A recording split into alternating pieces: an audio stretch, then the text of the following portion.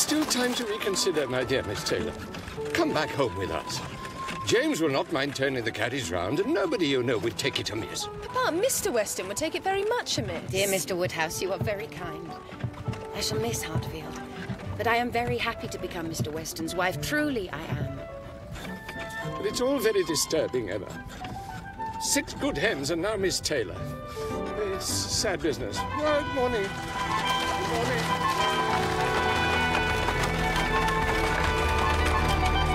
Repeat after me. I, William Francis Weston. I, William Francis Weston. Take thee, Anna Taylor. Take thee, Anna Taylor.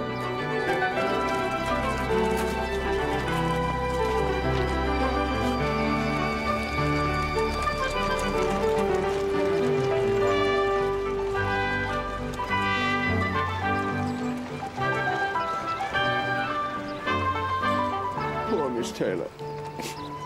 Oh, Father. What a pity it is that Mr. Weston never thought of her. But, Father, you wouldn't have Miss Taylor live with us forever when she could have a house of her own. It's been a long time since I needed a governess. She will never see us now. Randalls is such a distance. It's barely half a mile, Father. Depend upon it, we shall see Mrs. Weston nearly every day. Well, I take it very ill when people get married and go away. I think they should not do it. Will you play at backgammon, Father? Oh. Why will people call at such a late hour? There you are. How are you, Thomas, and your family? Very well, Mr. Knightley. Thank you, sir. Well, how did it go? I'm sorry to have missed it. How did you all behave? Who cried most? Ah, poor Miss Taylor. Poor Mr. Woodhouse. Poor Miss Woodhouse, if you like, but I can't say poor Miss Taylor. At the very least, she has only one to please now, not 2. Especially when one of those 2 is such a fanciful, troublesome creature. Is that what you were thinking? Perhaps. I'm afraid that's very true. I believe I am sometimes very fanciful and troublesome. Oh, dearest Papa, I didn't mean you. Mr. Knightley didn't mean you. I meant only myself. Mr. Knightley loves to find fault with me, you know. Oh, dear. In a joke. It is all a joke. Ah, yes, of course. We always say what we like to one another. Well, you want to hear about the wedding? We'll behave charmingly. Everybody punctual, everybody in their best looks, not a tear and hardly a long face to be seen. Dear Emma bears everything so well. But every friend of Miss Taylor's must be glad to see her married. And you've forgotten one matter of joy to me, that I made the match myself. You made a lucky guess, Emma. That's all that can be said for you. I wish you would not make matches, my dear, for whatever you say always comes to pass.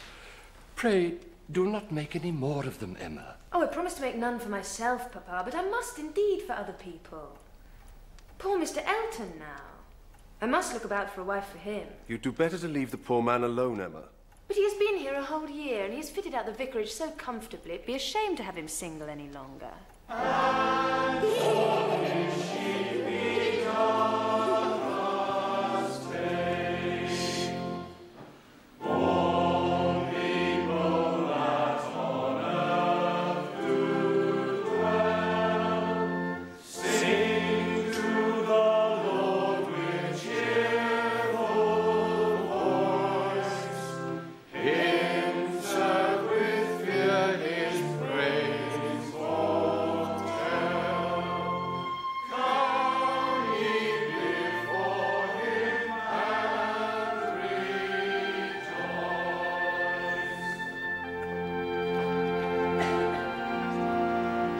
Harriet Smith. She's somebody's natural daughter, you know. She seems a very sweet, genteel girl. Indeed she is. She has just now returned to the school as parlour boarder. She spent the summer at her friend's house in the country.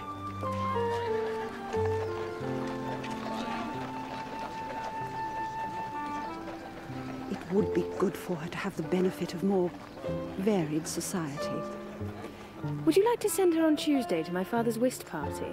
Oh, Miss Woodhouse, that is very kind. I should be glad to know her better. Mrs. Bates, let me propose you venturing on one of these eggs. An egg boiled very soft, you know, is not unwholesome. Yes. Mr. Perry, in fact, is not altogether against eggs, are you, Mr. Perry? Against eggs? No, indeed. A soft-boiled egg will do you no harm. There you are, Mrs. Bates. Mr. Perry says it is all right. Indeed, she dearly loves a fresh egg softly boiled.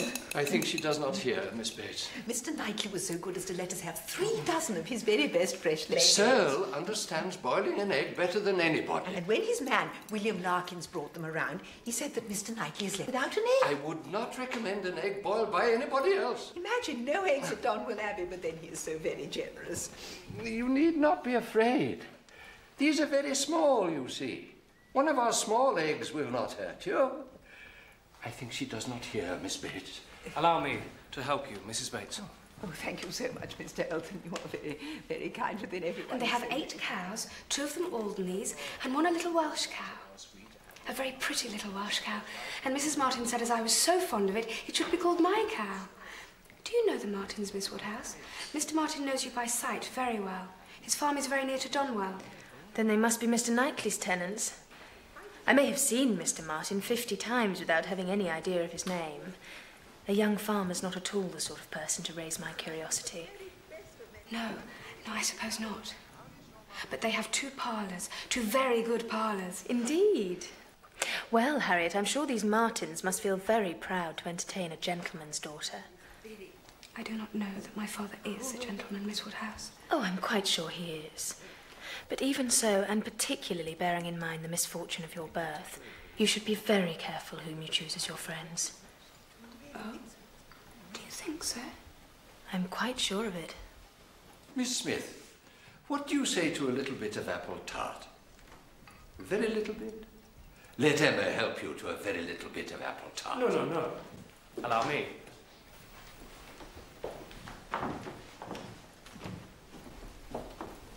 Thank you, Mr. Elton.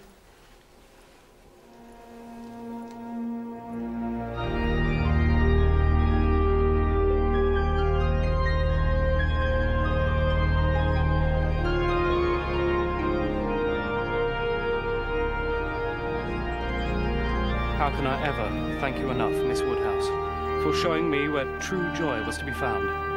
Mrs. Elton and I are eternally indebted to you. And to think that I should turn out to be the daughter of a baronet. Why not? Stranger things have happened. I do so wonder that you should not be married. So charming as you are. I must find other people charming. One person at least. I have very little intention of ever marrying at all. Dear me! Why should I? I lack neither fortune nor consequence. If I were to fall in love, that would be different. But then I have never been in love. It is not my way or my nature. Then to be an old maid at last, like Miss Bates. If I thought I should ever be like Miss Bates, I would marry tomorrow. Oh, Miss Woodhouse, there is Mr. Martin. Oh, really? I never thought to meet you walking here, Miss Smith. Oh, dear. Perhaps I should... Excuse me. No, please. I shall wait for you, Harriet.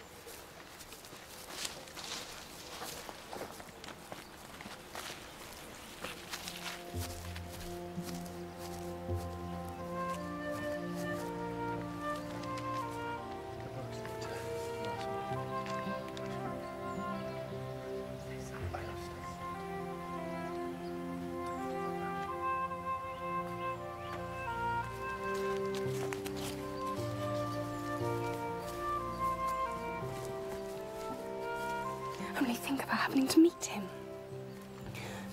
Oh, Miss Woodhouse, please say what you think of him. Do you think him so very plain? He is very plain, undoubtedly.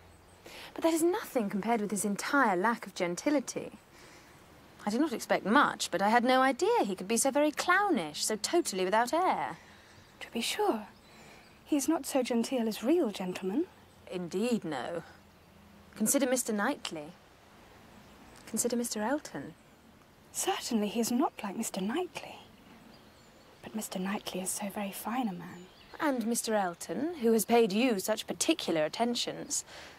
You must see the difference. Yes. I suppose there is a great difference. And I think Mr. Elton is becoming very fond of you. Harriet, have you ever had your likeness taken? my likeness. Don't you think she makes a charming picture? Oh, yes, indeed. You have given Miss Smith all that she required. She was a beautiful creature when she came to you, but you have made her graceful and easy. Oh, no, no. She only wanted drawing out. Oh, I shall never do justice to her. Do you see, Mr. Elton? Her features are so delicate, and yet there's a peculiarity in the shape of the eyes and the line about the mouth. Exactly. And that's just what you caught. There she is, to the very life. Mr. Elton, I've scarcely begun. Oh, but these are excellent. No, nothing like. You will see when they come. My sister Isabella and her children, they would never keep still. Her husband, Mr. John Knightley, he is not so bad, but Isabella said it didn't do him justice. So I resolved to give up portraits forever, at least where there are husbands and wives in the case. Ah, yes, but there are no husbands and wives in this case. Or should I say, not at present. Perfection. Absolute perfection. Miss Smith has not those eyebrows, I think. Oh, no. I cannot agree with you. You've made her too tall, Emma. Oh, no. Certainly not too tall. Well, consider, she's sitting down, and the proportions, you know, must be preserved. It's very pretty. But, my dear, she seems to be sitting out of doors with only a little shawl over her shoulders. It makes one think she must catch cold. But, Papa, it's supposed to be summer. A warm day in summer. Look at the tree. I regard it as a most happy thought, the placing of Miss Smith out of doors. And the tree is touched with such inimitable spirit. Miss Woodhouse, might I appeal for the commission of getting the picture framed? If you would trust me with it, I could ride to London at any time. No, I will be bold and insist that you entrust it to no one but me.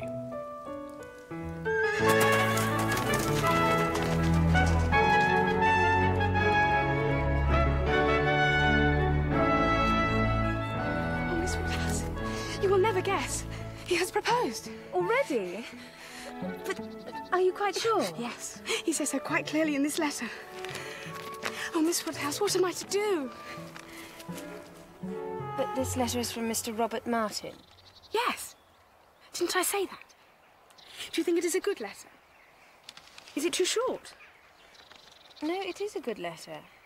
A very good letter. Much better than I should have expected. So, how should I reply? Oh, Miss Woodhouse, please advise me. Oh, no, the letter had much better be all your own. But your meaning must be quite clear. No doubts or demurs. You need not elaborate on your sorrow at his disappointment.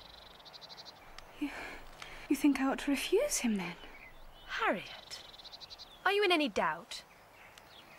I had no notion he liked me so very much. I lay it down as a general rule, Harriet, that if a woman doubts, she certainly ought to refuse him. But do not imagine I want to influence you. Oh, no, I'm sure. But if you would just advise me what I'd best... I don't mean that. As you say, one's mind ought to be quite made up. Do you think I'd better say no? Harriet, you must be the best judge of your own happiness. Do you truly prefer Mr. Martin to every other man you've ever met? Harriet, do not deceive yourself. Do not be run away with by gratitude and compassion. Miss Woodhouse, as you won't give me your opinion, I think, yes, I have now quite determined and have almost made up my mind to refuse Mr. Martin. Do you think I am right? Perfectly, perfectly right. Dearest Harriet. And now I can tell you what I could not tell you before, because I would not influence you. Had you accepted him, I would have lost my friend. I could not have visited Mrs. Robert Martin of Abbey Mill Farm. Now I am secure of you forever.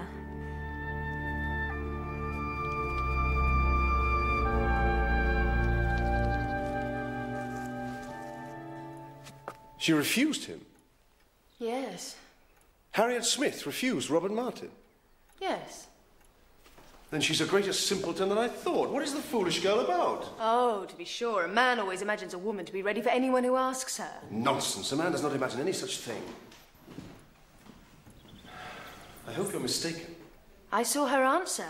Nothing could be clearer. You saw her answer? You wrote her answer? Emma, this is your doing. You persuaded her to refuse him. And if I did, I should not feel that I'd done wrong. Mr. Martin is a very respectable young man, I am sure, but he is not Harriet's equal. No, he's not. He's her superior in both sense and situation. Harriet Smith is the natural daughter of nobody knows whom. A girl with no connections, a parlour boarder at a common school. She's been taught nothing that is useful. She's pretty, she is good-tempered, and that is all. My only scruple in recommending the match to Robert... You recommended it? Yes, I did. My only scruple was on his account. I felt he could do much better, both as to fortune and as to securing a useful helpmate, but I could not reason so to a man so much in love. And depend upon it, he had encouragement from her. She may have been inclined towards him at one time, but the case is altered now. She knows now what a gentleman is, and no one but a gentleman has any chance with Harriet. Oh, that is nonsense. That is arrant nonsense. You're not thinking of Elton, are you? If you are, depend upon it, Elton won't do. He may talk sentimentally, but he will act rationally. He knows the value of a good income. Harriet Smith has no chance there. I have no intention of marrying Harriet to anybody. You have done your friend no favours, Emma. You have spoilt her best chance of happiness. It was badly done, and I am sorry for it.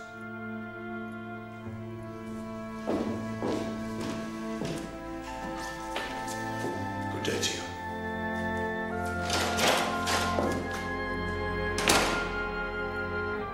You are wrong, Mr. Knightley, and you will see you are wrong, and then you will be sorry.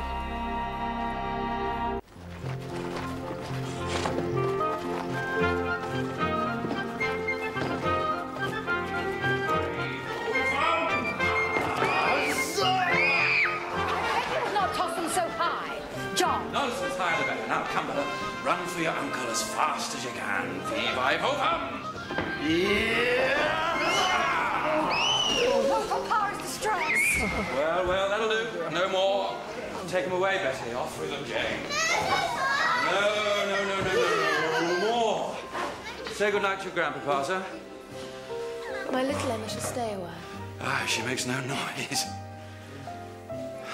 You look well thus, Emma. Good night. Good night. Now then, sir, shall we take you, your little horse? Yes, we will, sir. Yes, we will.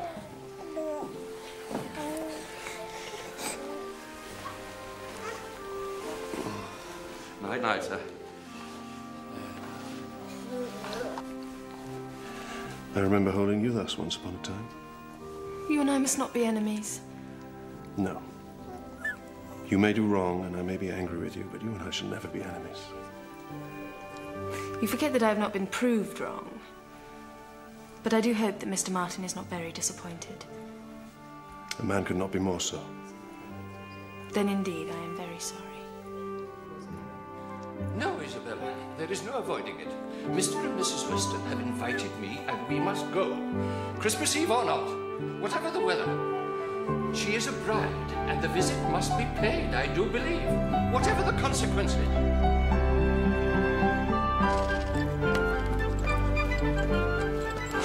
Aye, Mr. Weston must have a very good opinion of himself. Asking people to leave their own fireside in the depths of winter just for the sake of coming to see him. He must think himself a most agreeable fellow.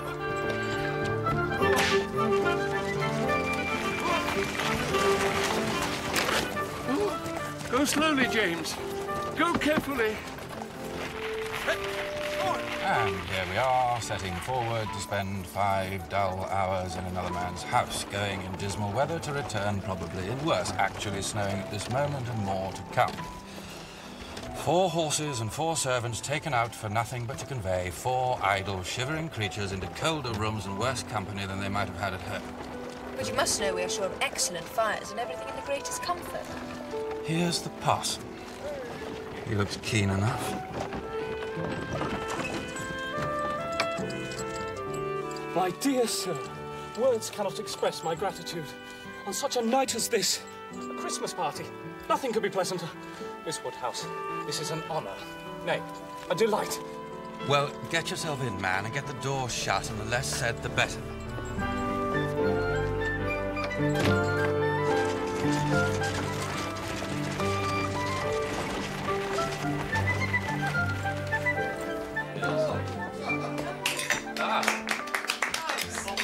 A very happy gathering indeed. We want only 2 more to be just the right number. Your pretty little friend, Miss Smith. Bad sore throat. Oh, dear. Has Perry been called? Yes, and recommends she stay in bed. Yes, what a shame for her, and a sad loss for us. Indeed. And my son, Frank. I had thought that Frank would be here for Christmas, but it was not to be. So, to absent friends.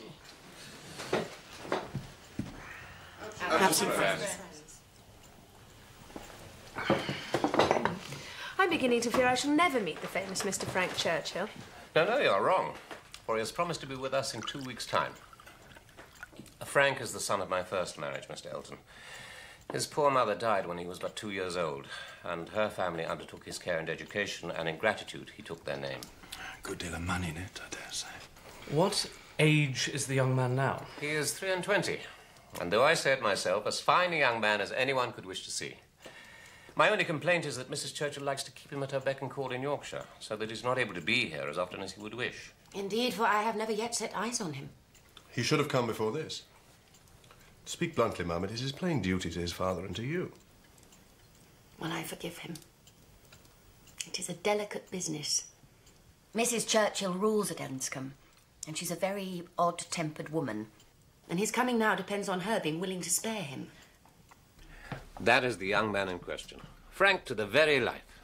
Then he is very handsome. Is he not, Mr. Elton? I hardly know.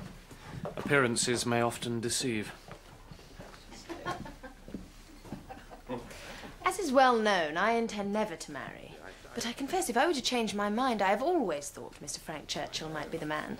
For by all accounts, he seems to be the very epitome of manly excellence. Apart from his disinclination to exert himself and do what he knows to be right. Mr. Knightley, isn't it very unfair to judge a person's conduct when we do not know his situation? He may be unable to do what he truly wishes. There is one thing a man can always do if he chooses, and that is his duty. If he truly willed it, he could be here tomorrow. You seem determined to think ill of him. I? Not at all. He's a person I never think of from 1 month's end to another.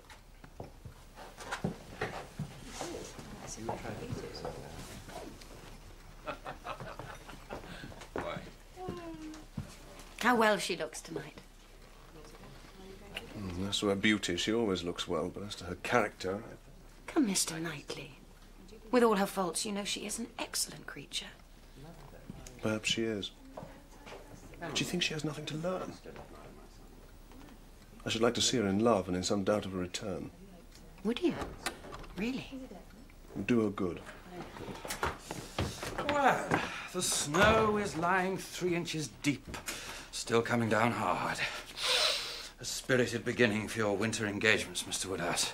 Oh, Isabella. Emma, what can we do? I'm sure it's not so very bad, Papa. I admired your determination in setting out, sir, and I dare say we shall get home alive. We are 2 carriages. If one is blown over, there will be the other at hand.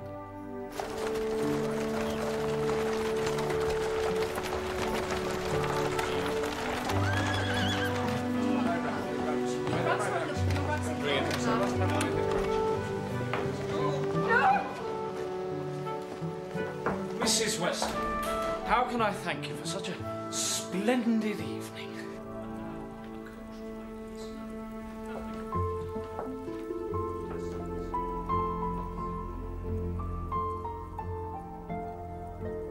Miss Woodhouse, we meet at last.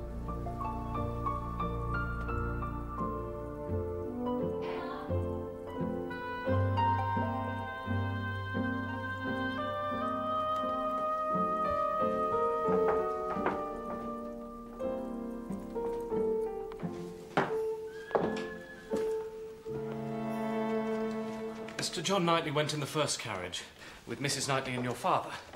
I am to have the pleasure of escorting you. Oh, thank you.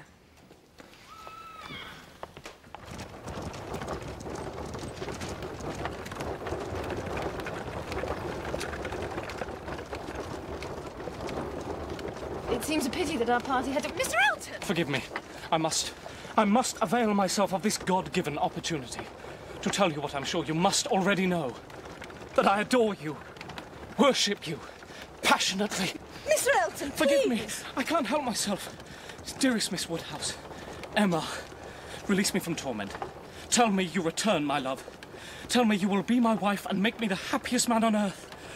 Oh, Emma, I read my answer in your eyes. Mr. Elton, I am astonished. No, I'm sure you cannot be.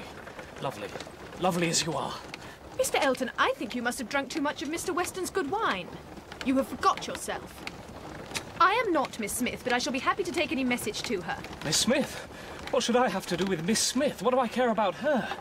Who can think of Miss Smith when Miss Woodhouse is near? No, you are all loveliness and modesty, but I'm sure you could not have mistaken my intentions. No, indeed you could not. Charming Miss Woodhouse, allow me to interpret this interesting silence. It confesses that you have long understood me. Does it not? Lovely, lovely Miss Woodhouse. No, sir, it confesses no such thing. I have seen you only as the admirer of my friend. In no other light could you have been more to me than a common acquaintance. After all your attentions to Miss Smith, do you ask me to believe you have never thought seriously of her? Miss Smith? I think seriously of Miss Smith.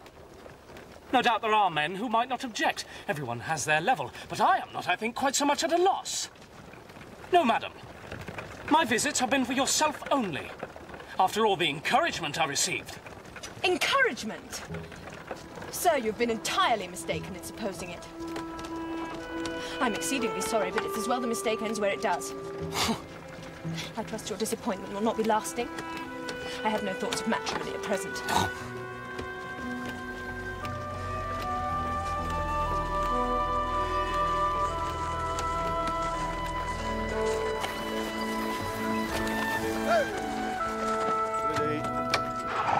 Good night, Mr. Elton.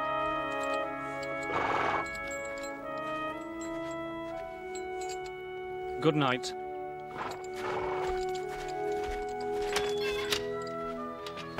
Oh, Harriet. Harriet.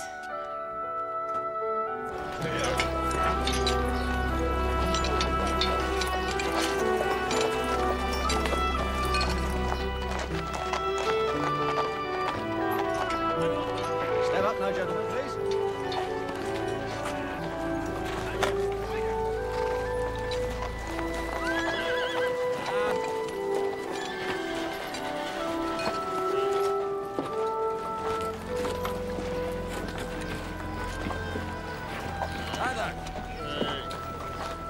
It was all my fault. Oh, Harriet, can you ever forgive me? There is nothing to forgive. Dear Miss Woodhouse, I have nothing to complain of. I could never have deserved such a man as Mr. Elton. No, indeed, for now I believe he does not deserve you. I'm heartily ashamed of myself, and I'm determined to mend my ways. Oh, Miss Woodhouse, I am sure no one would ever blame you. Well, if you forgive me, then I'm not entirely cast down. I was on my way to Ford's. Would you like to walk there with me? Yes. Miss Woodhouse! Oh, Lord, Miss Bates. Forgive me, I could not help but see you. Jane is here. Yes, she arrived this morning. Mother and I would take it so kindly if you would step up, Miss Woodhouse. Miss Smith, too, if you would, Miss Smith. Well, that is very kind, but... Thank you, Miss Bates, but we cannot stay long. Jane will be beside herself with joy. I doubt it. Mrs. Goddard told me that Miss Fairfax is to stay in Highbury with her aunt all summer. What is she like, Miss Woodhouse? Jane Fairfax is a penniless orphan who has been brought up in some style by Colonel Campbell as a companion to his daughter. But now the daughter's married, and so Jane must find employment. Everyone speaks highly of her. I wish her well, but I'm sick of the very name of her. Oh, Miss Woodhouse. Yes, it was such a surprise because we thought Colonel Campbell would need the carriage himself. And you know he would never send dear Jane post. But as it turned out, they all went off to Ireland 2 days early. Indeed. Are the whole family gone, Miss Fairfax? Yes, they are in... Ballycraig, you know, a very beautiful place, I fancy. Miss Campbell is married to Mr. Dixon now, and so, of course, I should call her Mrs. Dixon, but I always forget. We should call Miss Campbell Mrs. Dixon now, Mother, should we not? She's only a very little deaf, you know. She always hears what Jane says, but then Jane always speaks so distinct. Yes, Mr. Dixon always thought so very highly of Jane, but in the end, you know, I believe they are very happy and both very fond of Jane. We thought you would accompany them to Ireland. Jane has heard so much about the beauty of the place, from Mr. Dixon, I mean, and because Jane used very often to be walking out with them, he is a most amiable, charming young man, I believe. Jane was quite longing to go to Ireland from his account of things. But you did not go with them after all? I thought it better I should not. I shall have to earn my bread sooner or later, and so resolved that the sooner I made up my mind, the less pain I should inflict or endure. Mr. and Mrs. Dixon must have been very disappointed. Indeed, I think they must have been. Nothing could have been more kind and pressing. Mr. Dixon does not seem backward in any attention. He is a most charming young man. Ever since the service he rendered Jane at Weymouth. Please, Aunt. No, you will not mind my telling it to Miss Woodhouse and Miss Smith. Poor Jane nearly met with a terrible calamity. They were out on the water in a boating party. Jane, you know, and Mr. Dixon and Miss Campbell. For thus she was then. And I think they had gone out rather far, for a squall blew up, and poor Jane, from the sudden whirling around of something or other among the sails, would have been dashed into the sea at once.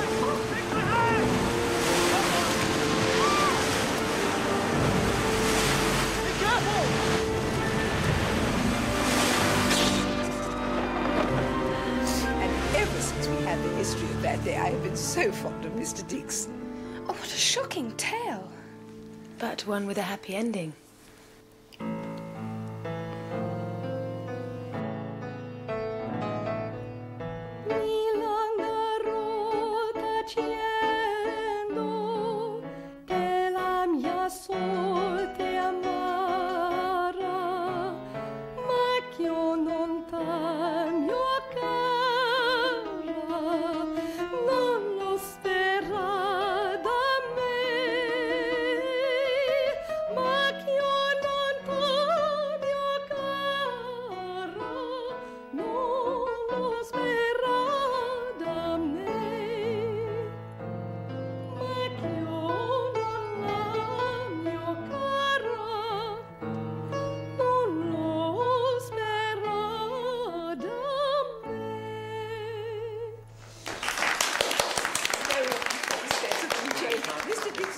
That even his fiancée was Jane's equal. She does play and sing infuriatingly well. So beautiful. I've rarely heard anything to equal her. Certainly not from me. As you say. But you will not take the pains to aspire to true excellence. She would make a good companion for you. I'm sure you're right, but I cannot warm to her. I don't know why. I wish I could, but I can't. I must be very proud of you. Perhaps because you see in her the truly accomplished young lady you would like to be thought yourself? You will make me quite ashamed of myself. Did you enjoy the music, Mrs. Bates? She's only a very little deaf, you know. Beautifully song? played. Did not you think so, Miss Woodhouse? Oh, yes. Well done. Mrs. Weston tells me Mr. Frank Churchill was at Weymouth. Would he have been there at the same time as you? Yes, I think he was for some of the time. And were you acquainted with him? Did you have any conversation? We were a little acquainted, yes. I have to tell you, he is a young gentleman in whom I have the keenest interest. You know, he is Mr. Weston's son, and we expect a visit from him very soon.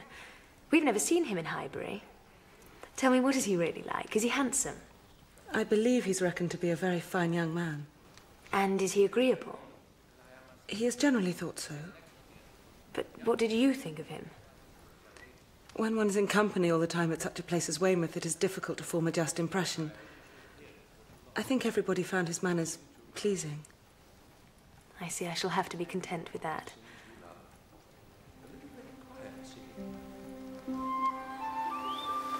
And all this is Mr. Knightley's? Of course. There is Donwell Abbey, and all these farms belong to the Donwell estate, and everyone who lives here is a tenant of Mr. Knightley's, or his servant. I should never have thought that one man could own so much. The sparrows and the skylarks don't belong to Mr. Knightley, do they? Perhaps not, but the woodcock and the pheasant certainly do. Drive on.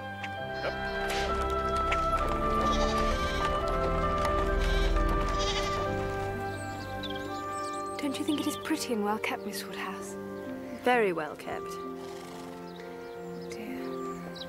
Now the time has come, I feel so very strange. Not quite easy about seeing the Martins after.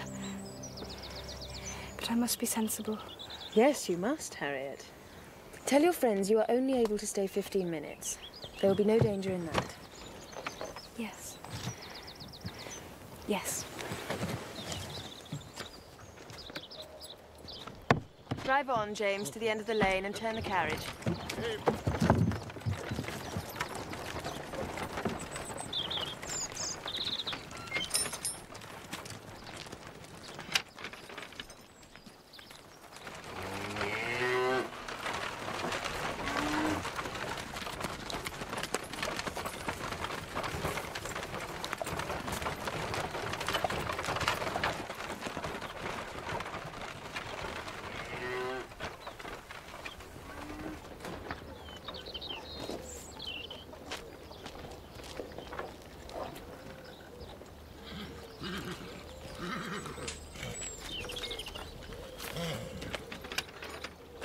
It was not quite comfortable at first, but then Mrs. Martin said she thought I'd grown since the summer, and we went to see the marks on the wainscot where Mr. Martin had measured us all, and they measured me again, and Mrs. Martin said she thought I'd grown a good ½ inch. And we were all beginning to be like ourselves again. And just at the end, what do you think? Mr. Martin himself came in. And what then? Oh, nothing. He excused himself for being dirty and went away to wash himself. And then it was time for me to come away.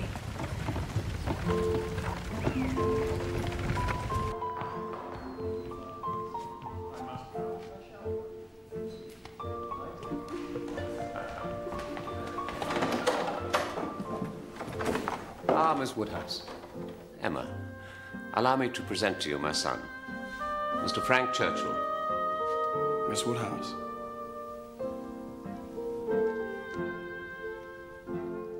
We meet at last. And how do you like my son, Mr. I was extremely happy to meet Mrs. Weston. I was sure I would like her from her letters, but I didn't expect to see such beauty. I had imagined, well, a tolerably well-looking woman of a certain age. I didn't expect to see a pretty young woman. No, I don't. Mr. Churchill, you couldn't praise her too highly for me, but you mustn't let Mrs. Weston hear you speaking of her as a pretty young woman. Oh, I hope I should know better. I know whom I might praise without being thought extravagant in my terms. I must be going. I have business at the Crown.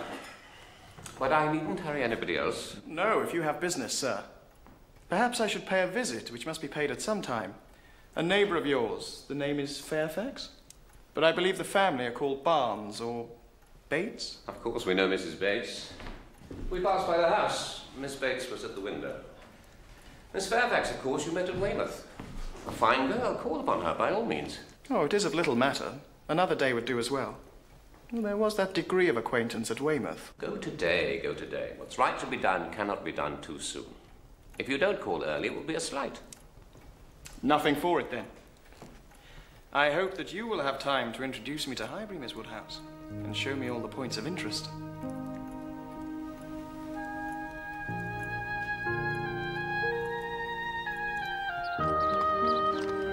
This is the Crown Inn. That looks a fine room on the first floor. One could hold a very good ball there, I should say. I believe it was a ballroom many years ago. Then we must revive it. Restore its former glory. Are you fond of dancing? Oh, very fond indeed. But there are too few young people in the village now to hold a dance. Surely not. I'm sure we shall find enough, even if we have to send out as far as Leatherhead. No, a ball there shall be, and you and I shall dance at it. And there's the Bates house. You see, I'm getting to be quite at home in Highbury already. Did you pay your visit yesterday? Yes. Oh, yes, I was just going to mention it. I thought it would never end. 10 minutes would have sufficed, but there was no getting away. The talking aunt, you know. I was there 3/4 of an hour. And how did you think Miss Fairfax looked? Oh. Very ill. If ladies can be allowed to look ill. A most deplorable want of complexion. No, I won't allow that. Miss Fairfax has her own style of beauty. Perhaps it's not to your taste. Yes, perhaps that's it. Yes. I believe you're right. Did you see her often at Weymouth? Were you often in the same society? Ah, this must be Ford's, that everybody attends every day of their lives. Let's go in. Then I can prove myself a true citizen of Highbury. I must buy something at Ford's. I dare say they sell gloves. Oh, yes. Lay out half a guinea in Ford's and you'll be adored by all Highbury.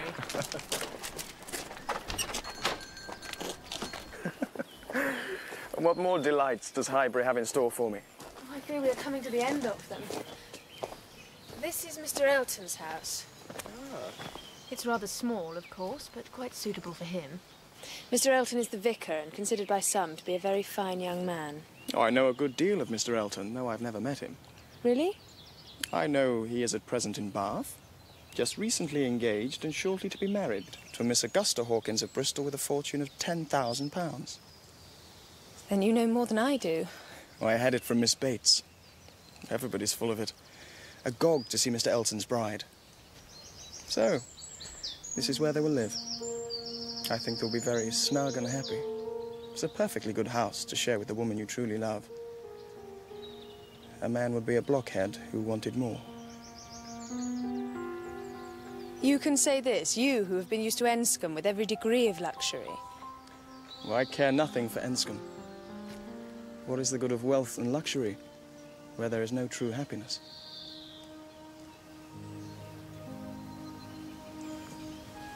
Should we make the full circle to Randall's? You see, I have got my bearings.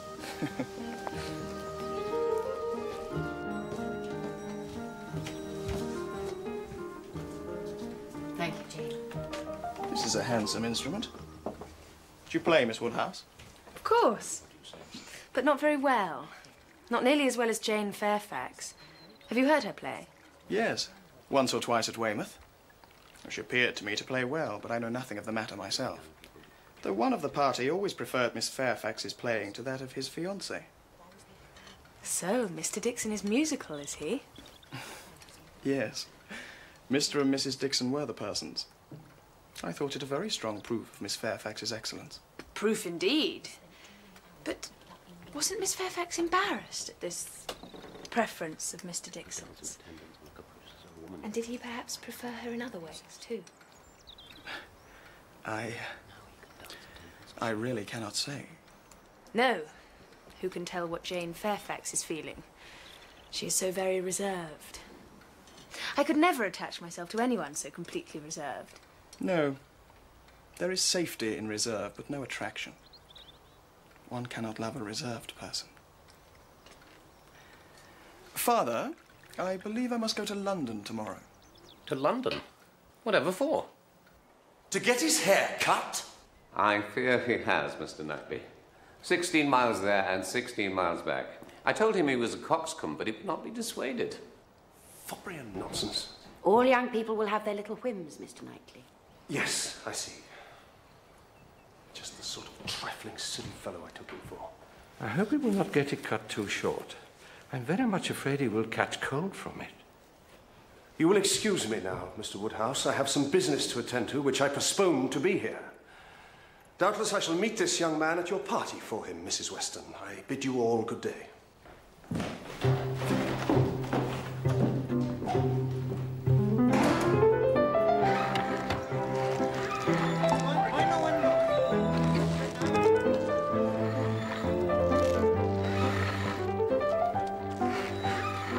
It is a pianoforte, Mother.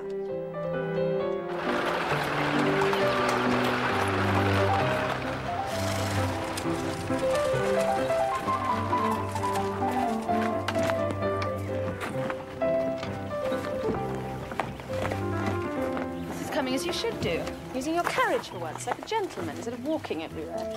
Lucky we should arrive at the same moment, then. Or you wouldn't have noticed that I'm more of a gentleman than usual this evening. Yes, I'm sure I should. Sensical girl. Oh, it was the greatest surprise, and really quite the finest you could wish for. Not a grand, but a large-sized square one, a very elegant-looking instrument, and it arrived just yesterday without any direction. Jane herself was quite at a loss who it could be from. What a mystery. Ah, but now we conclude it could only be from one quarter, do we not, Jane? For who else could it be from but Colonel Campbell? I declare, I don't know when I heard What are they talking about? more satisfaction. It seems that some mysterious person has made Miss Fairfax the present of a pianoforte. Now she has the new one. There will be no stopping. Why do you smile? Nay, why do you? I smile because you smile. Why, do you suspect something? Colonel Campbell is not the giver. Who can be? What do you say to Mr. Dixon? I cannot help suspecting that he may have had the misfortune to fall in love with her. You're sure it couldn't have come from the Colonel? If it was the Colonel, she would have guessed at once and not been puzzled. I have no doubt at all it was an offering of love. An offering of love? But only in the school. You have convinced me. I believe it was. It was early in the month of May. Down by the green fields I chanced to stray. I heard a young maiden sigh and say that the man she loved had strayed away.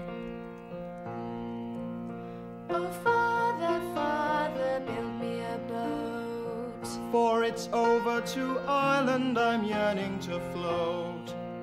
To search for my true love through tempest and storm. For I know in her arms I'm safe from all harm.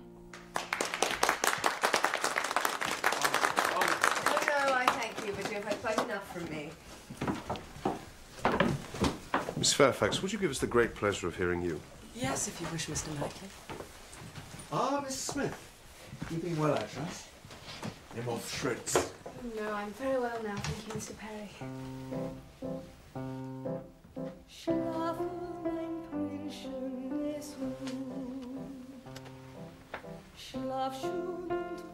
I should have been here a week tomorrow, half my time. I never knew days fly so fast. Perhaps you now regret spending one of them in having your hair cut. No, that is no subject of regret.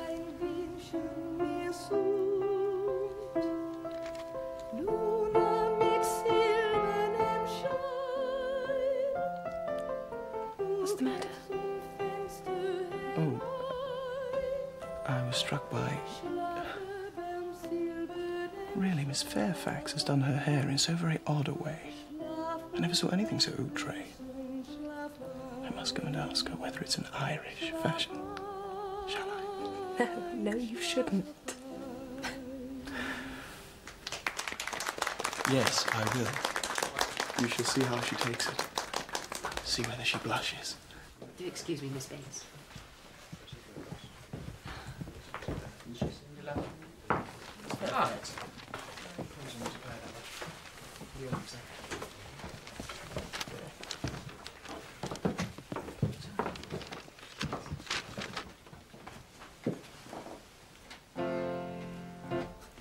I have been making discoveries, Emma. Did you know that Miss Bates and Miss Fairfax came here in Mr. Knightley's own carriage? And are to go home again the same way? Well, is that not a very marked attention from Mr. Knightley, who never uses his carriage for himself? Yes, it is, but it is just the sort of kindness I would expect from him. He's not a gallant man, but he's a very humane one. When on my charmer's breast repose. And I would love you all the day.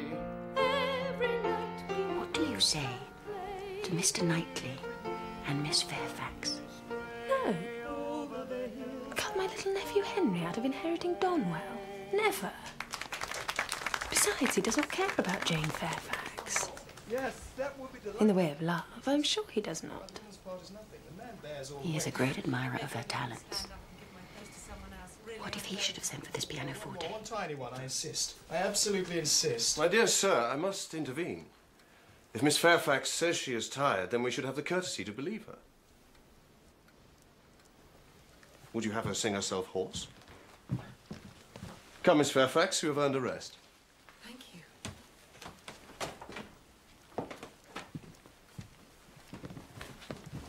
Miss Woodhouse.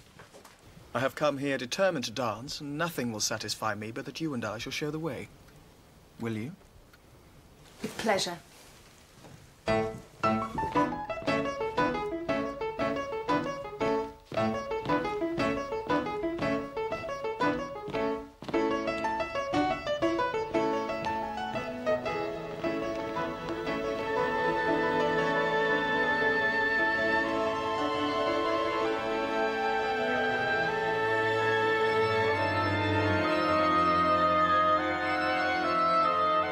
But what about little Henry?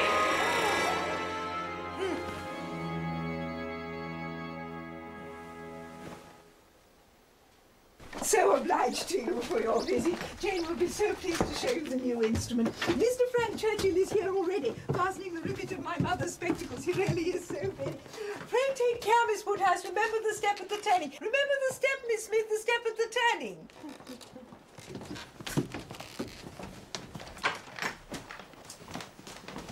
Ah, this is a pleasure. You find me occupied in trying to be useful. The pianoforte would not stand steady. You see, we've been wedging it with paper. Will you try it now, Miss Fairfax? Just a few notes.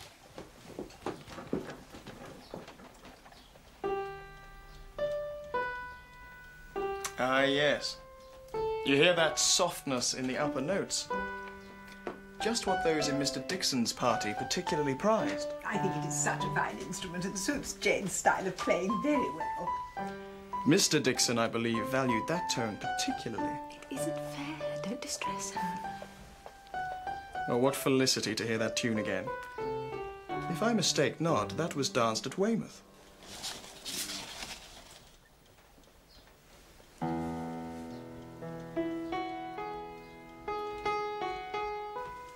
Ah, here's something new. A set of Irish melodies.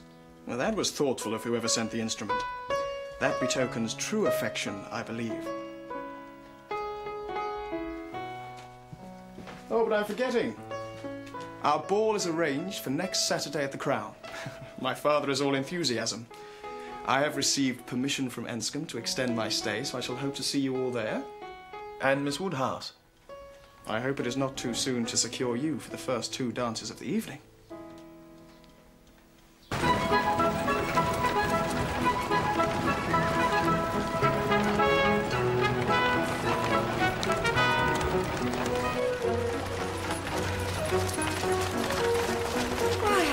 Fancy myself at Maple Grove. My brother-in-law, Mr. Suckling's seat, you know?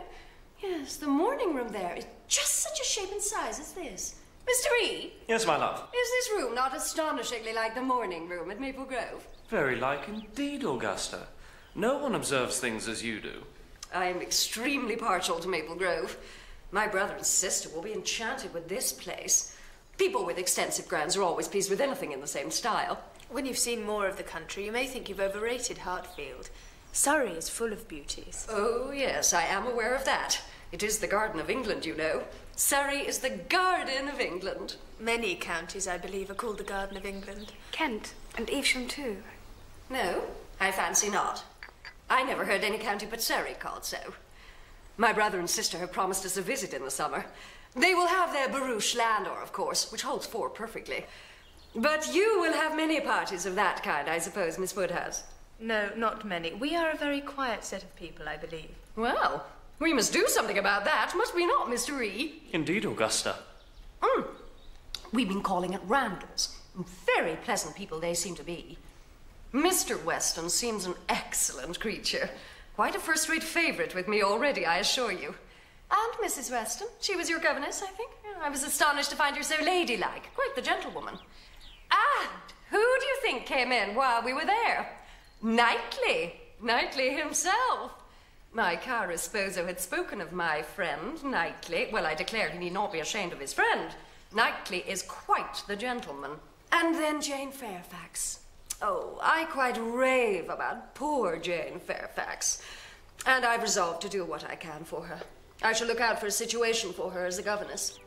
Insufferable woman. With her caro sposo and her Mr. E. Actually to discover that Mr. Knightley is a gentleman. I thought she was a very pretty sort of young lady, though she speaks a little too quick. No doubt she'll make him a good wife, but I think he had better not have married. Come, come, Mr. Woodhouse. You mustn't be an enemy to every marriage. And poor Jane Fairfax, whatever her faults, has not deserved this. To be pitied and patronised by such a person. And now she must spend almost every day with the Eltons. With her taste and her pride. How could she endure it? Perhaps it is better than being always at home. You're right, Mrs. Weston.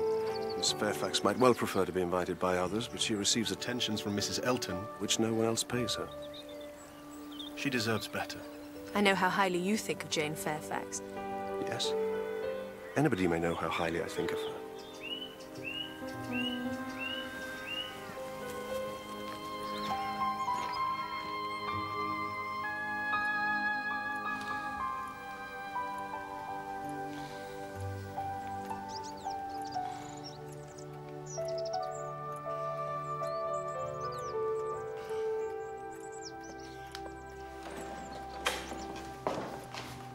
Mr. Churchill, ma'am.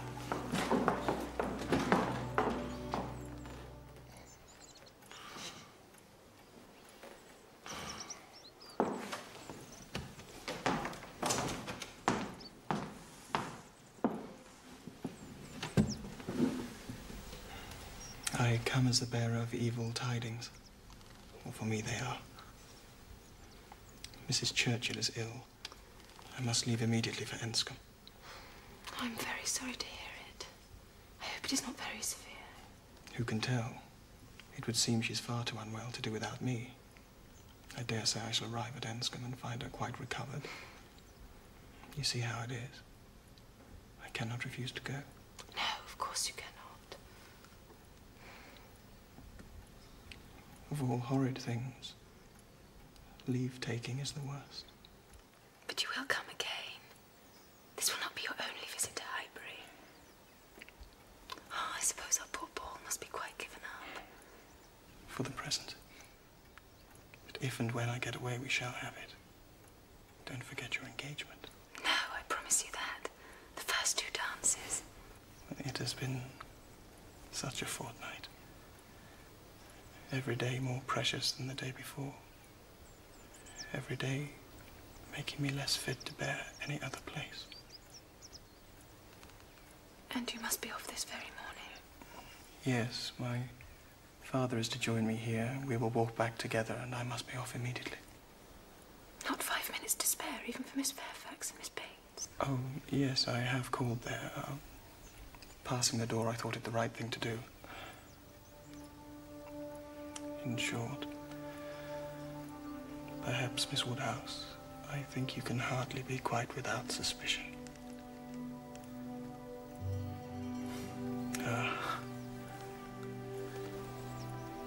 This will be my father. Better not to disturb Mr. Woodhouse. I hope we shall meet again before too long.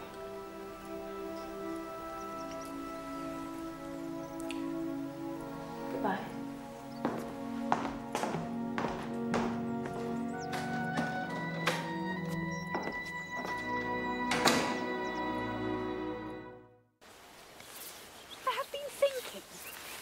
Forgive me, Miss Woodhouse, but are you very sad that Mr. Frank Churchill has had to go away? I had thought that... Yes, so did I, Harriet, but I find I bear his absence very well. I believe I've enjoyed every moment I've spent in his company, but I suspect he's not necessary to my happiness. Now, Jane, you shall not escape me. Here is April come, and June will soon be here. I get quite anxious about you. Have you really heard of nothing?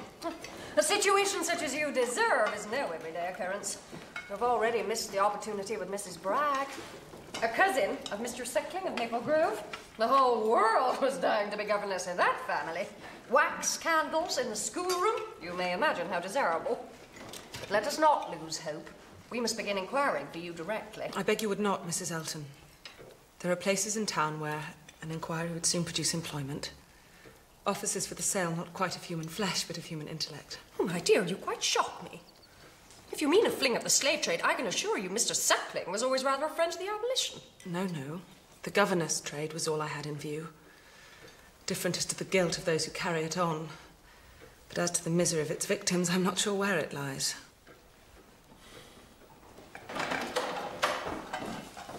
Mr. Weston. Mr. Weston, have you dined? Do come and sit down. No, don't disturb yourselves. Yes, I have dined. I am just returned from London, and I came straight round here. My dear, Frank is coming again. Next week. The whole family. Mild air, you know, for Mrs. Churchill. They have taken a house at Richmond. He'll be able to ride over every day. Well, Emma, this is good news for you. You shall have your ball at the Crown after all.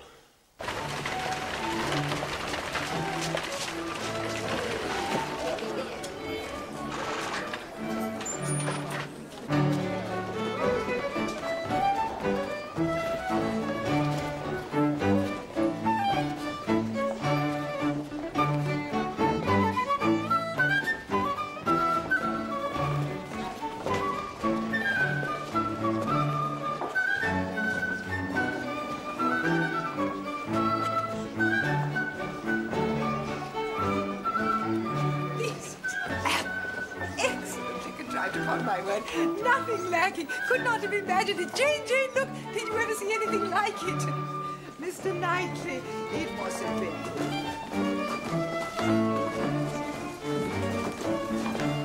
A very fine young man indeed, Mr. Weston. You may believe me, I never compliment. So truly the gentleman, without the least conceit or puppyism. I am extremely pleased with him. Thank you, Mrs. Elton. I have yet to meet anyone who did not like my son. Ah, but you must know that I can be very severe upon young men. I have a vast dislike of puppies, quite a horror of them. Had he turned out to be a puppy, I might have said some very cutting things, you may be sure. I am a scourge of puppies.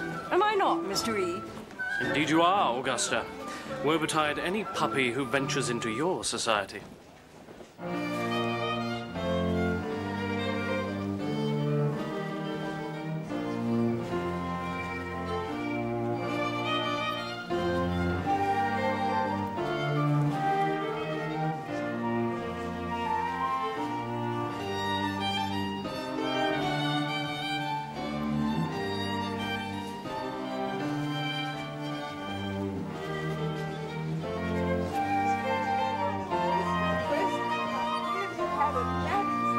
Good Mrs. Stokes would never know her own again. I saw it there just now. Did you not get your feet wet? She said, coming from the carriage. No, we did not. I said, did we, Jane? There was a man to know, and Mr. Frank Churchill was so extreme.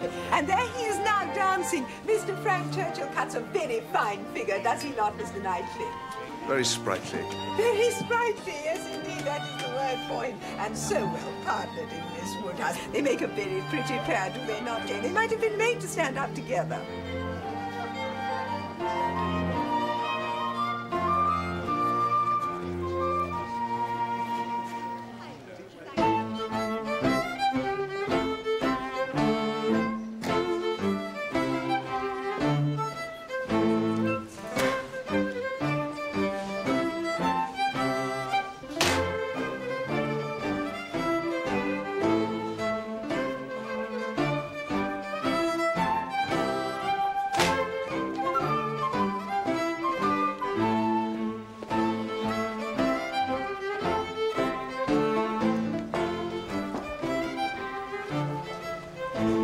Dance, Mr. Elton? Most readily, Mrs. Weston, if you will dance with me. Me, you know. I would get you a better partner. If Mrs. Gilbert wishes to dance, it would give me very great pleasure, I'm sure. Mrs. Gilbert does not mean to dance. But here is a young lady disengaged. Miss Smith. Miss Smith, I'm much obliged to you. I did not notice Miss Smith. But I'm an old married man now. My dancing days are over. You'll excuse me, Mrs. Weston.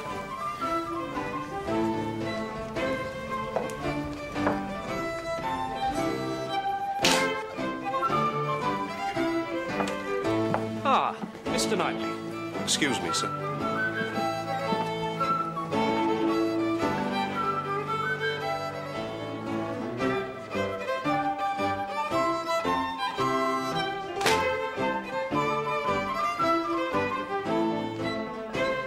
I see Knightley has taken pity on poor little Miss Smith. Very good-natured, I declare.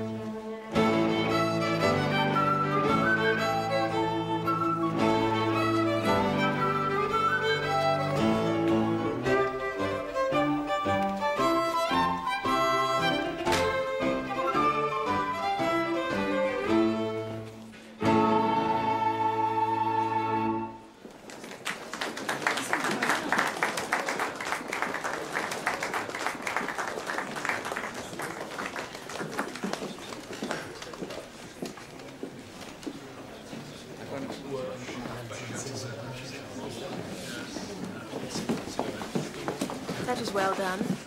I think they aimed at wounding more than Harriet. Why are they your enemies, Emma? Perhaps I can guess in Mr. Elton's case. Confess, you did want him to marry Harriet. Yes, I did, and they cannot forgive me. I admit now I was completely mistaken in Mr. Elton. There is a littleness about him which you discovered and I did not. Well, in my turn, I'll admit I underestimated Harriet Smith. She has some first-rate qualities which Mrs. Elton is totally without. An unpretending, single-minded, artless girl. Infinitely to be preferred by any man of sense and taste to such a woman as Mrs. Elton. Come, Miss Woodhouse. Miss Otway, Miss Smith, what are you all doing? Come, Emma, set your companions the example. I'm ready. Who will you dance with?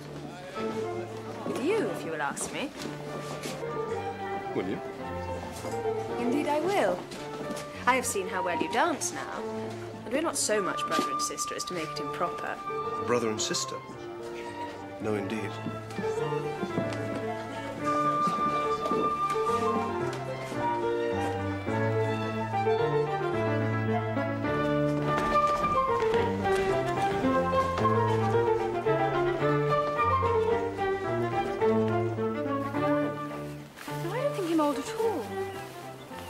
To him, he seems quite different. But I was very surprised at first.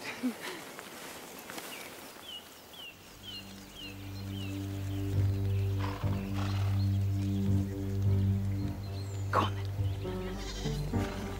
Oh, no, you are not a thing.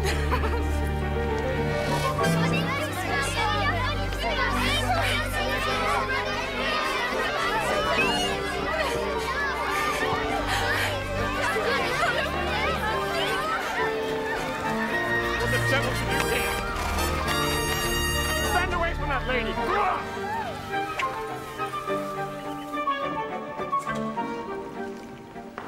The most extraordinary good fortune I happened to come at that moment. I was just on my way to return a pair of scissors to Miss Bates. God knows what might have happened if I hadn't. It does seem like Providence or something out of a romance full of brigands and outlaws. But for this to happen in Highbury... How can I ever thank you enough, Mr. Churchill? I'm happy to have been of service, Miss Smith.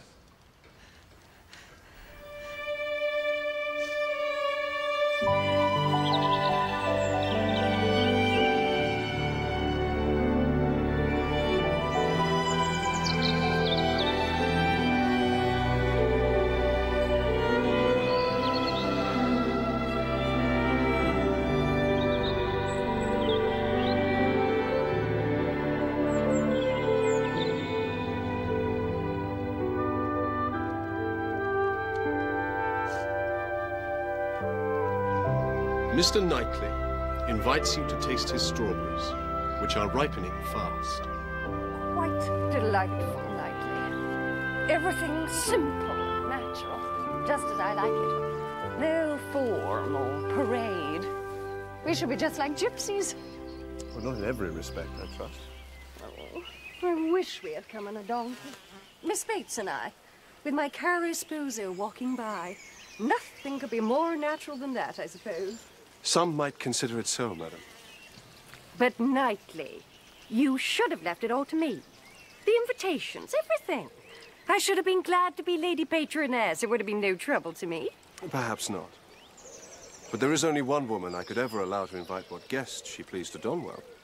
Mrs. Weston, I suppose. No, Mrs. Knightley. And until she is in being, I will manage such matters myself.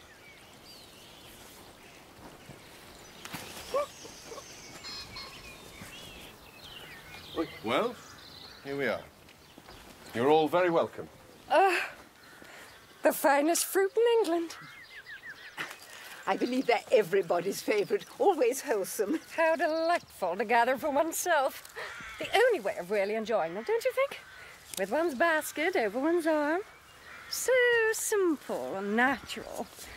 I fancy myself as a sort of shepherdess, you know. Oh, are you fond of sheep then, Mrs. Elton?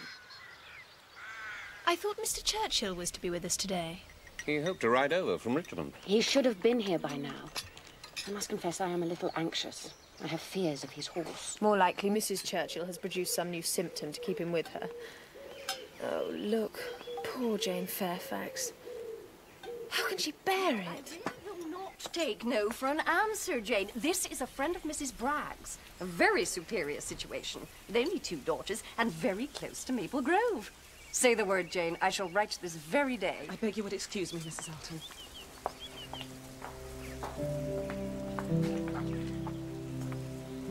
Miss Fairfax, are you quite well?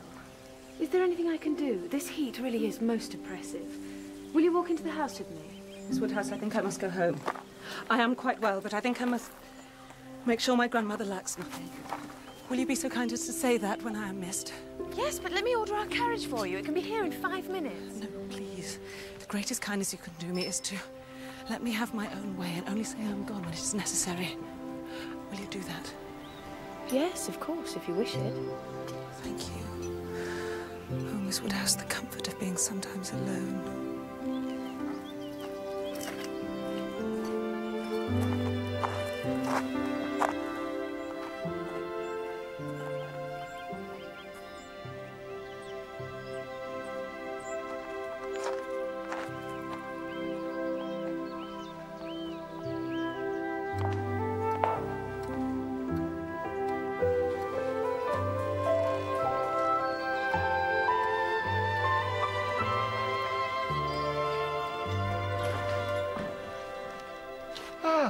There you are, my dear. I hope you're being careful as to the drafts.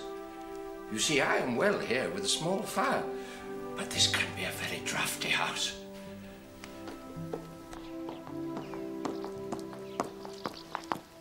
Ah, Miss Woodhouse. Where is everybody? I suppose there was hardly much point in my coming. The party will be breaking up, I suppose. I met one as I came in. Madness in such weather, absolute madness. What delayed you? Oh, Mrs. Churchill, one of her nervous seizures. This heat is really too much. You will soon be cooler if you stand still. Yes, thank you, but I must go back again. Could very ill be spared, but such a point was made of my coming. But you will come tomorrow on our outing to Box Hill. No, will not be worthwhile. If I come, I shall be cross. Then pray stay at Richmond. If I do, I shall be crosser still, thinking of you all there without me. These are difficulties you must settle for yourself. Choose your own degree of crossness. You're quite right. I'm an absolute bear today. I will leave you. If I come to Box Hill, I promise to be in good temper. Good day.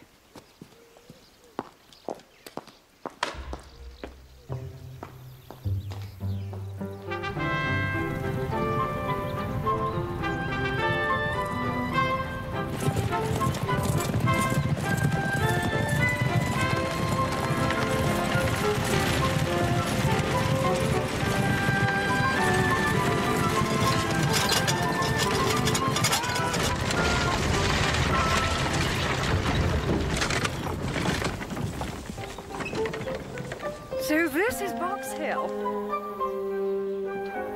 Well, I am very glad to see it.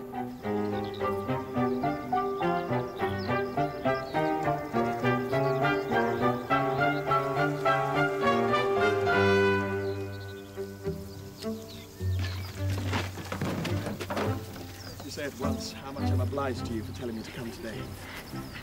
Miss Woodhouse found me very cross and fatigued yesterday and almost determined to go away forever. Forever? Well, for a while. At least as far as Switzerland. But thanks to her, you see, here I am.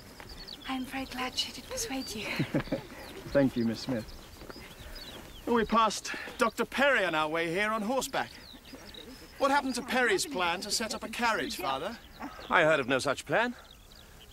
Yes, you wrote of it in a letter. No, not I. I never heard of it. Lord, how strange. And I suppose... Then I suppose I must have dreamt it. Come, Miss Woodhouse. Come, Miss Smith. Best foot forward. Yes, as I was saying, we came in a party. Captain Fitzwilloughby was at our party, I remember that. And such a day we had. And then, I do not know what happened. Captain Fitzwilloughby was called away by his colonel, and so he had to leave us. And then it came on to rain. And... Are you going to play anagrams? I'm never any good at them. But Miss Fairfax is to be a governess, I understand, so she can teach us all. What do you think this could be, Miss Fairfax?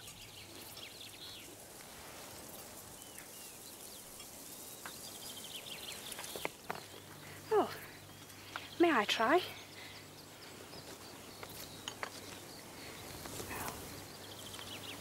B. U. L. No, I can't do it at all. May I? Oh, please.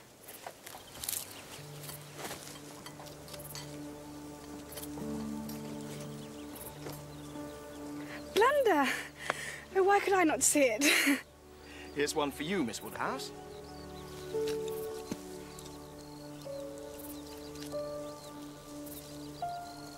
For shame. Here, take it. I don't want it. Shall I give it to her? No, you mustn't. Miss Fairfax, would you care to apply yourself to this?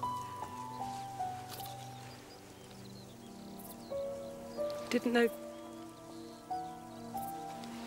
didn't know proper names were allowed. Come, what do you all do there? Are you not hungry?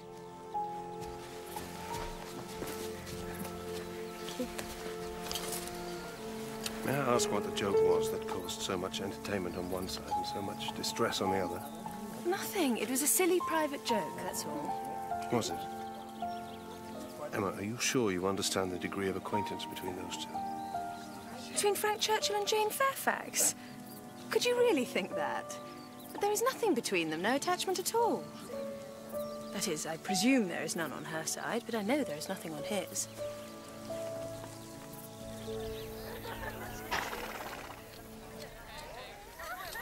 How strange that Mr. Frank Churchill should dream of Mr. Perry's carriage, for it was quite a secret, you know. Nobody knew of it but ourselves, and Jane, of course. And now for Mr. Frank Churchill to dream about it seems a very extraordinary thing, I think.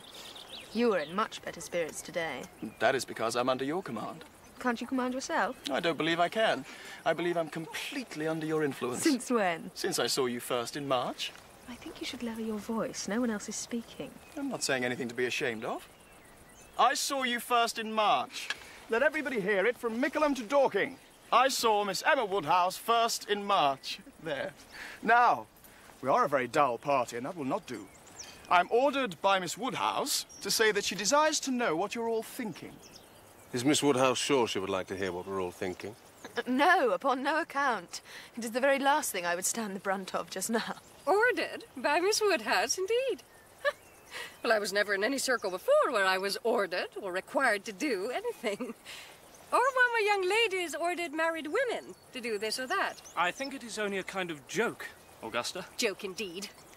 Some people don't seem to understand proper decorum at all. In that case, Miss Woodhouse orders me to say that she requires something entertaining from each of you. It can be one very clever thing, or two moderately clever things, or three very dull things indeed. More of her orders? Intolerable. Well, I am happy to oblige Miss Woodhouse. Three very dull things indeed. That will just do for me, you know. I shall be sure to say three very dull things as soon as ever I open my mouth, shan't I? Do not you all think I shall? But there may be a difficulty for you, Miss Bates. You'll be limited as to number. Only three at once. Ah, yes, to be sure. I see what she means, and I will try to hold my tongue. I must make myself very disagreeable, or she would not have said such a thing to an old friend. Shall we walk, Augusta?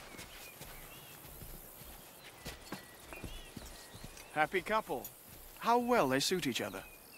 Very lucky marrying as they did on such a short acquaintance formed in a public place.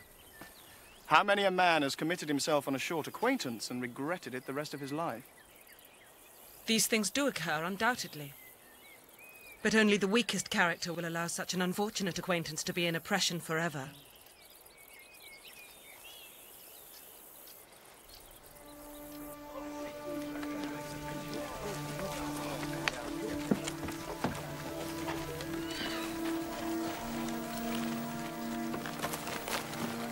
Emma, how could you be so unfeeling to Miss Bates?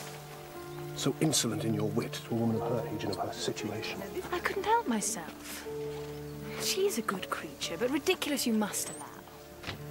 I dare say she didn't understand me. I assure you she did. She felt your full meaning. She's talked of it since with more candor and generosity than she got from you. When you were a little girl, it was an honor for you to be noticed by Miss Bates. Now it's the other way round. She is poor. She has sunk from the comfort she was born to. And you chose to humble her? To laugh at her openly in company? Her situation should secure your compassion, not your ridicule.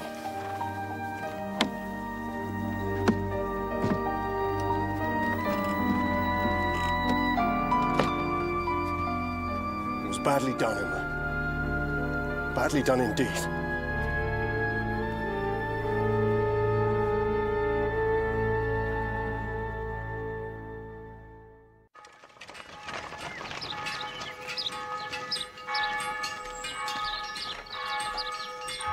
It is so very good of you. Always so good. Jane is not well. She has a fearful headache. It came upon her at Box Hill and it has got worse since. She asks me to make her apologies to you. She cannot leave her bed. But even so, she has determined to accept the post with Mrs. Smallridge. She would write today, and so we are to lose her. But it is very good of you to come, Miss Woodhouse. So very good. You are always very good.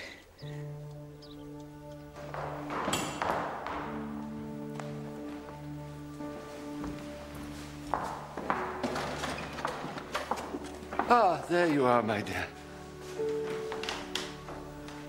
I wouldn't leave without seeing you.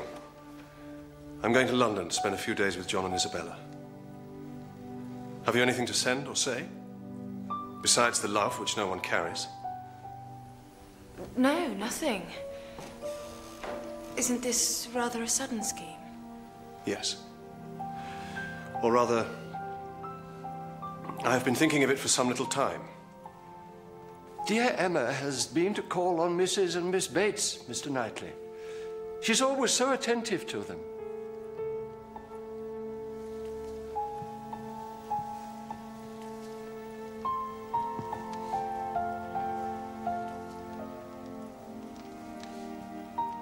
I must go.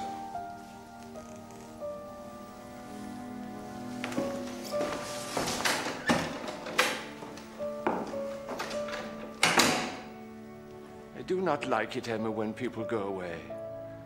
I know they must do sometimes, but I do not like it. Nor I.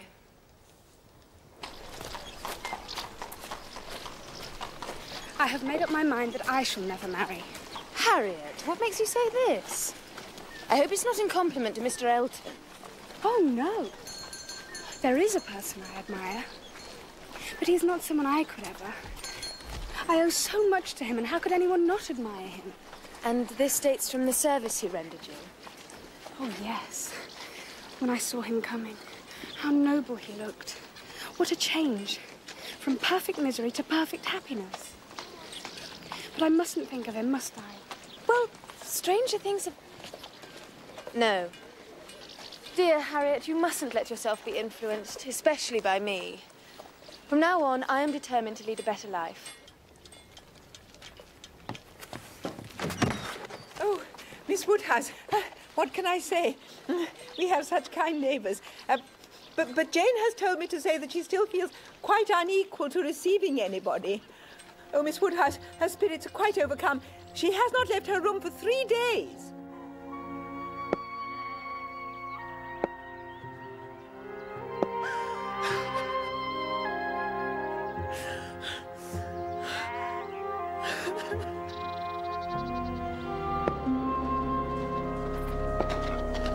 Father, it is with the deepest sorrow that I must inform you of the death of my aunt, Mrs. Churchill.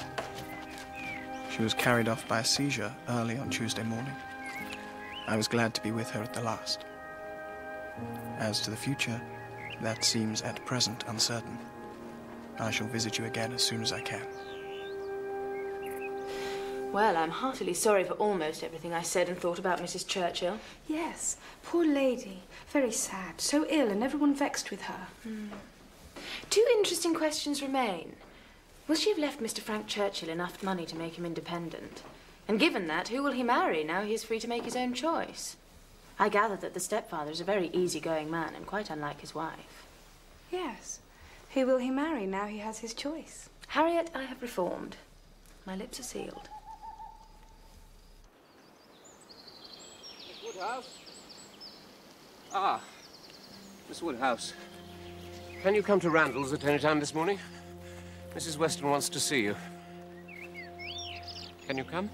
Yes, of course. This moment, if you please. But what is the matter? Is she ill? No, it's something else. Don't be impatient. It will all come out soon enough. Mrs. Weston will break it to you better than I can. Good God, what? Something has happened to Isabella, to the children. No, indeed. It's nothing to do with anyone by the name of Knightley. It is to do with... Come, walk with me. Mrs. Weston will not be easy until she has seen you. What is it, my dear friend? Tell me at once. It will do you good to speak of your distress, whatever it is. I will tell you, Emma. Frank was here this morning. He came to speak to his father on a subject. To announce an attachment. Emma, Frank is engaged to Jane Fairfax. He has been secretly engaged to her since October last when they met at Weymouth.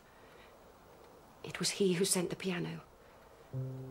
Emma, he was engaged to Jane Fairfax before he ever came here. What is the matter? I have no doubt at all. It was an offering of love. An offering of love? You have convinced me. I believe it was. It seems the engagement had to be secret. He had to deceive us all because he feared his aunt's disapproval. Or feared she would disinherit him. It has hurt me, Emma, very much. It has hurt his father, too. Some part of his conduct we cannot excuse. Let me relieve you on that score, at least. There was a time, I confess, when I liked him. When I liked him very much. And how it came to cease, I do not know, but you may believe me, I am safe. But his behaviour to her, and to us all. What hypocrisy, what deceit. Here we have been the whole winter and spring, fancying ourselves on an equal footing of truth and honour, and all this time he is... Oh, Lord, how shall I break it to Harriet? Harriet? Me? Why should you think it would affect me? You don't think I care for Mr. Frank Churchill? But Harriet, didn't you say so yourself? Considering the service he rendered you, it was extremely natural. No. Oh, you have misunderstood me. I meant a much more precious circumstance. I meant Mr. Knightley, when he asked me to dance. Oh, good God. Oh, Harriet, if I had known you had meant Mr. Knightley, I should never in a million years have encouraged you. Why should you not? You said that more wonderful things had happened, and why should it not be so? And you believe he returns your affection? Yes, I must say that I do.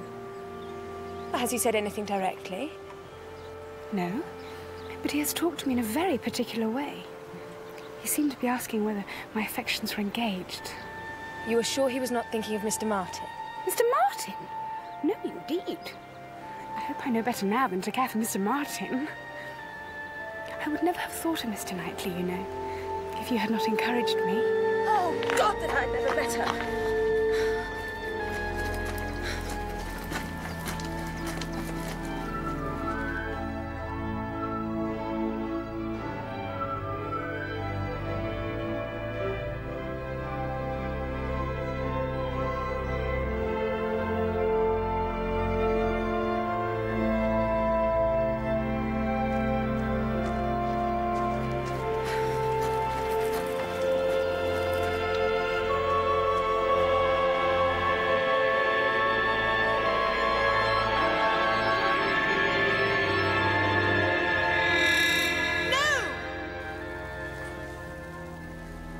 Did you say anything, my dear?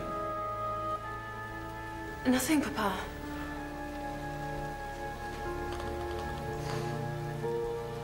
You and I shall never be enemies. Never be enemies. Never be enemies. I've seen how well you dance now, and we are not so much brother and sister as to make it improper. Brother and sister? No, indeed. The situation should secure your compassion, not your ridicule. It was badly done, Emma. Badly done indeed.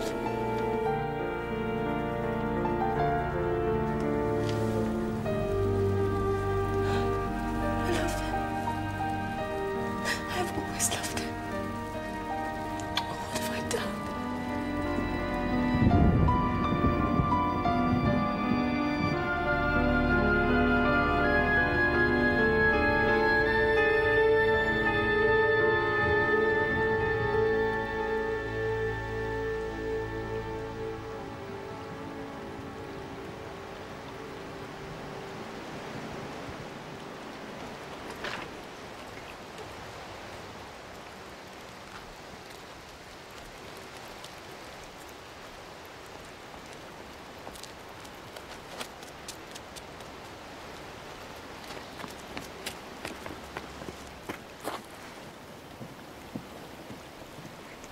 I did not expect to see you so soon.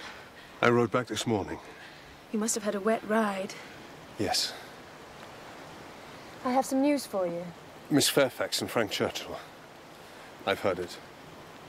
I had a letter from Mr. Weston and came back directly. You were probably less surprised than anyone. You had your suspicions. I wish I had attended to them. But I seem to have been doomed to blindness.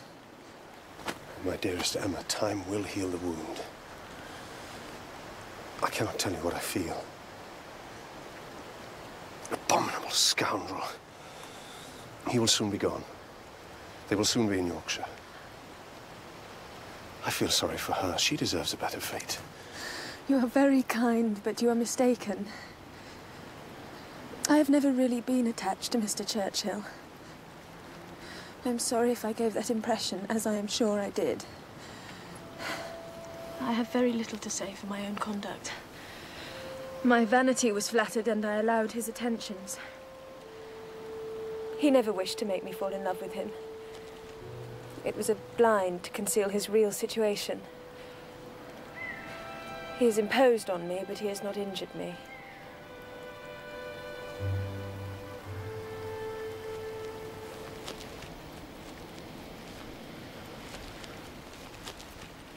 You know, he is a most fortunate man.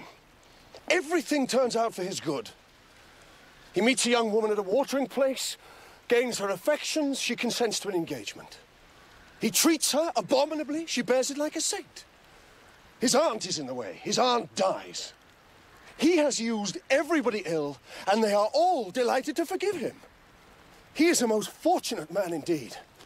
You speak as if you envied him. I do envy him, Emma. In one respect, I envy him very much. You don't wish to know what that is? You are determined, I see, to have no curiosity. Emma, I must tell you what you will not ask, though I may wish it unsaid the next moment. Oh, then don't speak it. Take a little time, don't commit yourself. I stopped you ungraciously just then. Yes, I will hear you. If you wish to tell me you are contemplating something, yes, you may speak to me as a friend. As a friend? Emma, that I fear. No. I have gone too far for concealment. Tell me then, have I no chance of ever succeeding? My dearest Emma, for dearest you will always be. Tell me at once. Say no if it is to be said. I can't make speeches, Emma. If I loved you less, I might be able to talk about it more, but you know what I am. You hear nothing but truth from me.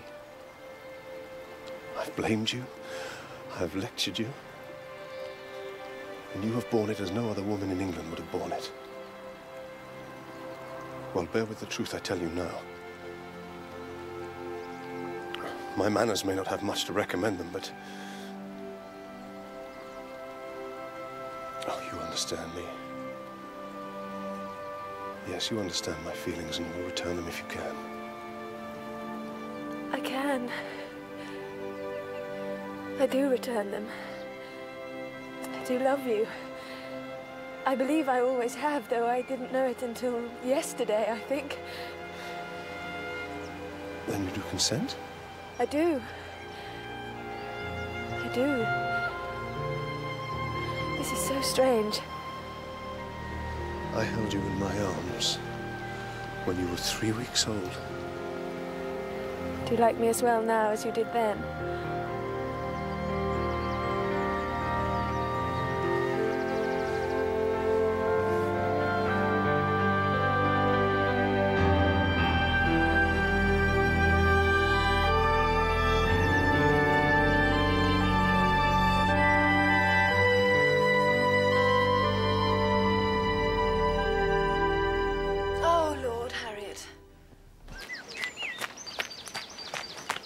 Miss Woodhouse, I was just coming to see you. I was just on my way to the school. Oh, Miss Woodhouse, you're going to be so angry with me. No, no, quite the opposite. I must tell you now, for you will know soon enough. I'm going to be married to Mr. Robert Martin. He came to the school. He was so polite and gentlemanlike, and he told me his feelings had never changed, that he loved me still, and that he had tried to overcome it, but not been able to. And Mr. Knightley had encouraged him to try again. He is so good, and I found I couldn't say no. In fact, I believe I have truly been in love with dear Robert all the time. Oh, Miss Woodhouse, say you will forgive me and think kindly of me, although I understand you will have to give me up and not see me anymore.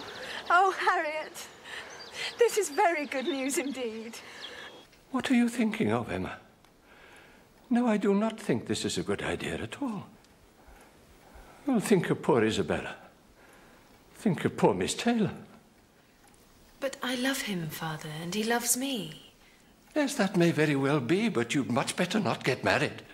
I mean, what would I do if you went from Hartfield?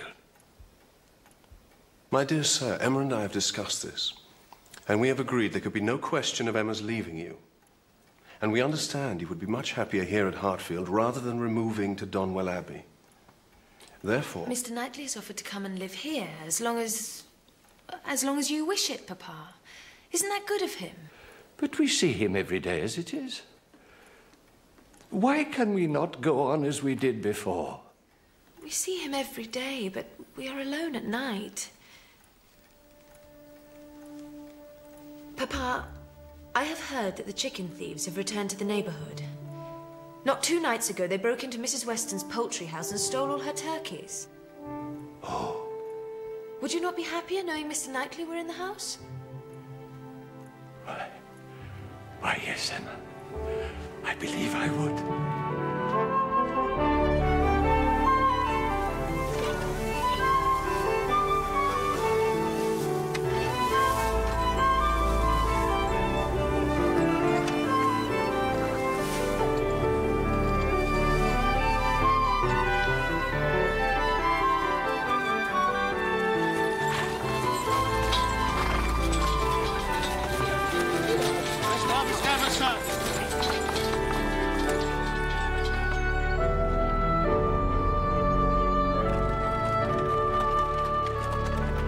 Well, I declare, Knightley invited his tenants. Are we to sit down with hobbledehoys? These great men can be eccentric, Augusta, my love, and I believe harvest suppers are traditional. In my opinion, eccentricity can go too far.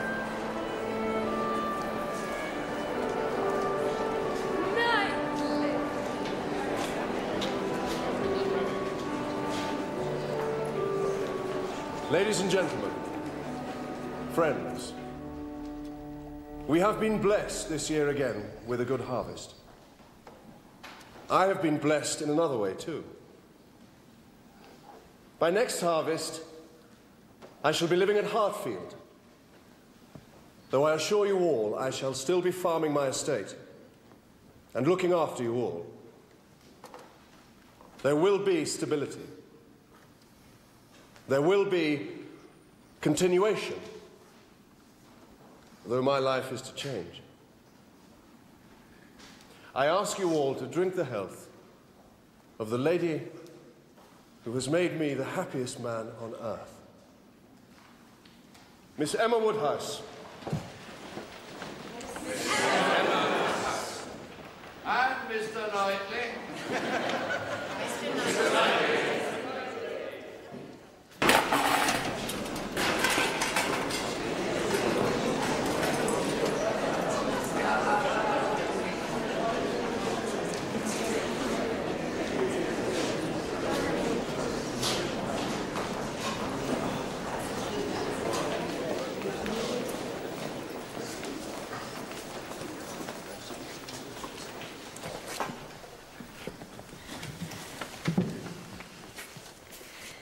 Miss Woodhouse, may I have the honour of presenting Mr. Robert Martin?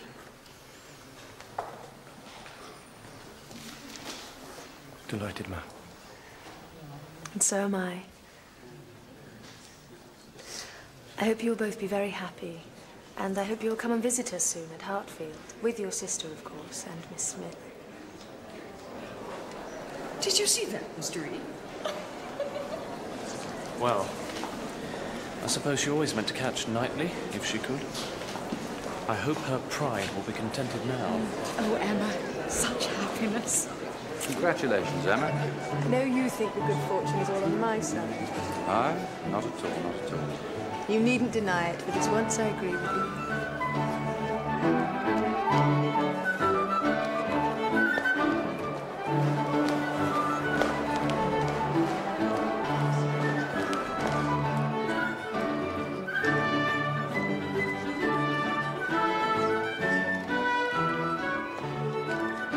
Excuse me. Isn't she lovely? Did you ever see such a skin? Such smoothness? I have always admired her complexion, though I remember a time when you found fault with her for being too pale. What an impudent dog I am. Can you forgive me, Miss Woodhouse? If she can forgive you, so can I suppose. Oh, she does forgive me. She's a complete angel. Look at her. Observe the turn of her throat. I'd be glad to hear my Uncle Churchill means to give her all my aunt's jewels. And they look beautiful against that skin. Very beautiful. She hears us. She hears us, I see it in her cheek. She pretends to listen to the others, but she can attend to nothing else.